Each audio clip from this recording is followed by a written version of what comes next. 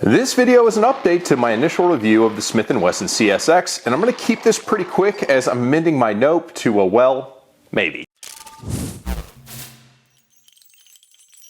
Welcome back to the Humble Marksman channel. I'm David and this is the Smith & Wesson CSX. So for those of you who are new to the channel, might not have caught the initial video, I basically said this was a nope. It was a swing for the fences but a miss from Smith & Wesson, and since figuring out and ironing out some of the issues that came with the gun and forgiving it for some of its shortcomings, I'm now amending that to a well, maybe. So starting with just what the design issues were, it's the year 2022 basically when this gun came out, and they just didn't put a bunch of modern features on it. Like the big value offering on this gun is that it's a hammer fired aluminum framed gun that gets 10 to 12 rounds of capacity. The problem is that the grip should just be a 12 round grip. It has no business being a 10 round grip.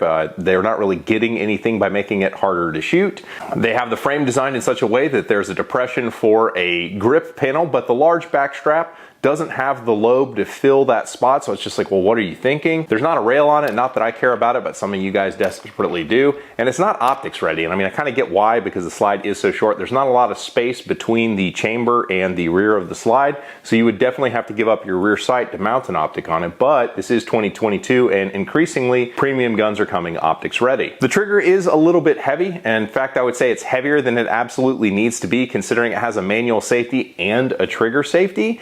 They're still clocking this trigger. I don't remember what the pull weight is, but it feels like 7 or 8 pounds on a gun that's, you know, about 20 ounces. But there's also kind of the quality control technical issue that I had where the magazines would swell when filled to capacity and wouldn't seat into the grip. My 10 round magazine specifically would not seat in the grip, and as a result, it was a 9 round magazine. With the super tight 10 round magazine, it might not even go. I can't get it to seat. And it turns out that basically this magazine swelling issue is a straight up quality control miss. Smith & Wesson, in their infinite wisdom, decided to change how the follower clips onto the magazine spring. And YouTube, before we go any further, this is an unmodified gun, and I'm disassembling a magazine simply to show you the issue that this gun was having, not modifying guns here.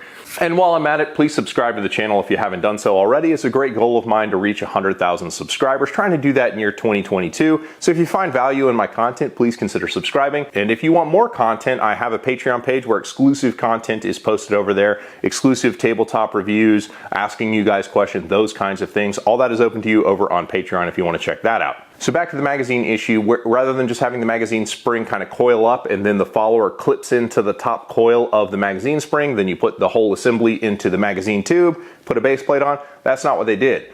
They have the coil spin up, and then there is a leg of the spring that kind of goes in a 90-degree angle across the top coil of the spring.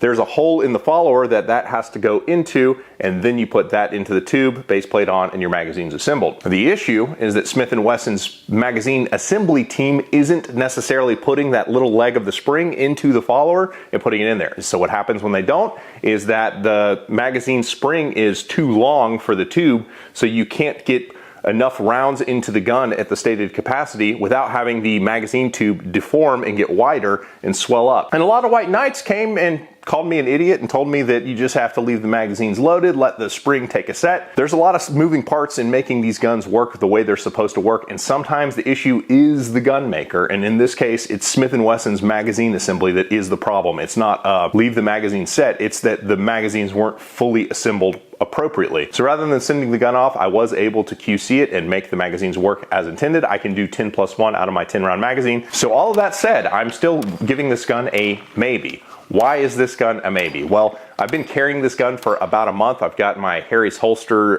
singleton holster that is fantastic. It's what I use basically for all my carry guns. This gun, the way it's set up, the way the weight is balanced on the gun, it is an amazingly comfortable concealed carry gun. So why is this a maybe? Well, the way it carries first and foremost. This is roughly the size of a J-frame revolver. In fact, when I did my revolver video, I used this gun as a model to compare it to it. None of you guys watched the revolver video, but if you want wanted to, you could. So this gun kind of hits a sweet spot in size. It's roughly the size of a J-frame, but it's significantly easier to shoot.